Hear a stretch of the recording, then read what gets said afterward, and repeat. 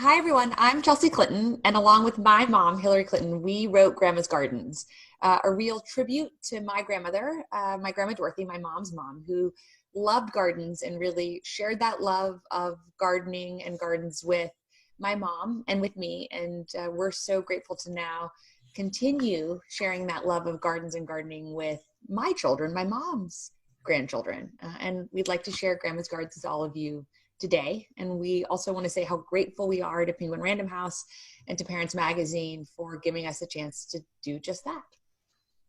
So we're excited to read this to you, and we're going to take turns reading. I'm going to start. Grandma Dorothy loved gardens. She loved the flowers, she loved the trees, she loved the animals that lived in the dirt and between the plants. And she loved the time she spent there with us. Because of Grandma Dorothy, we love gardens too. I remember dancing across the lawn with sparklers in each hand. I remember cutting up the tomatoes we'd just picked for our 4th of July lunch.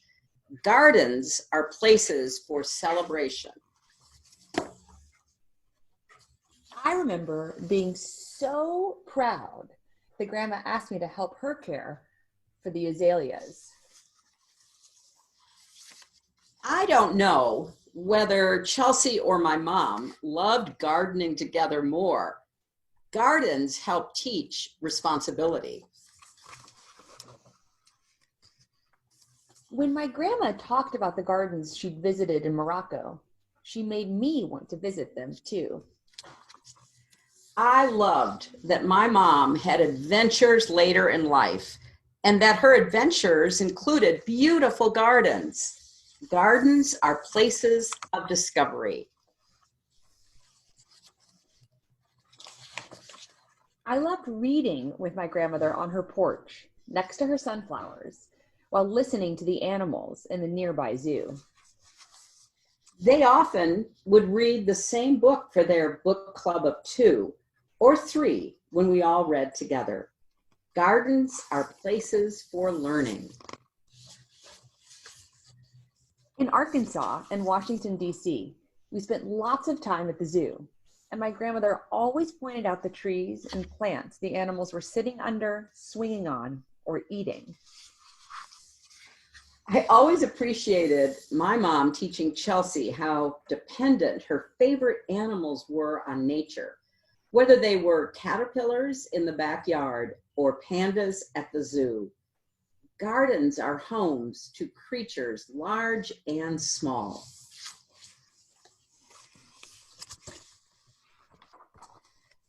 I loved listening to my mom and grandma talk about all the places in the world where our food comes from, including our own backyard.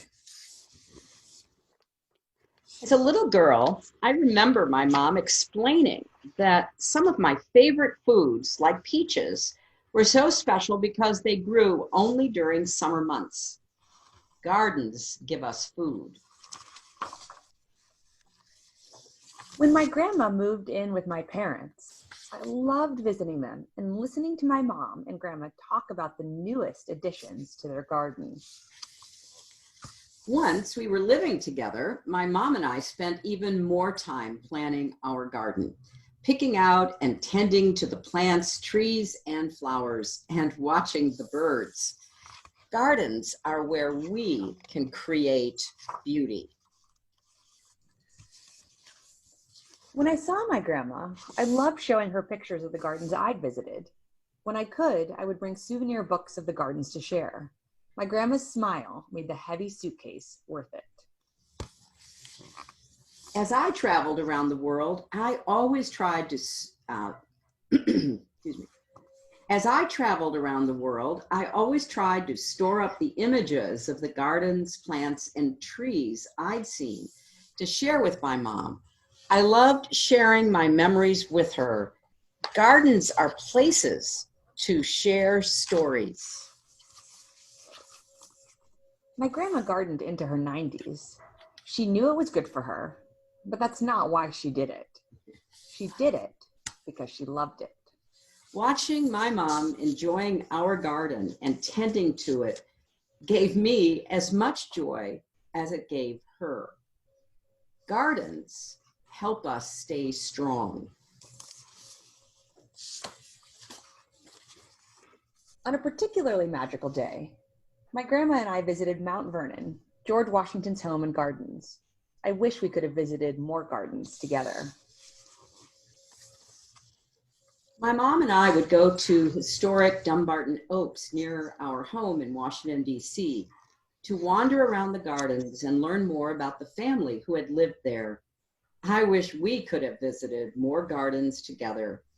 Gardens are places to create memories. My children now garden with their grandmother, and I know Grandma Dorothy is present every time we plant a vegetable or water a flower. I feel particularly close to my mom when explaining how to use a small shovel, how deep to plant a seed, how much water a plant truly needs.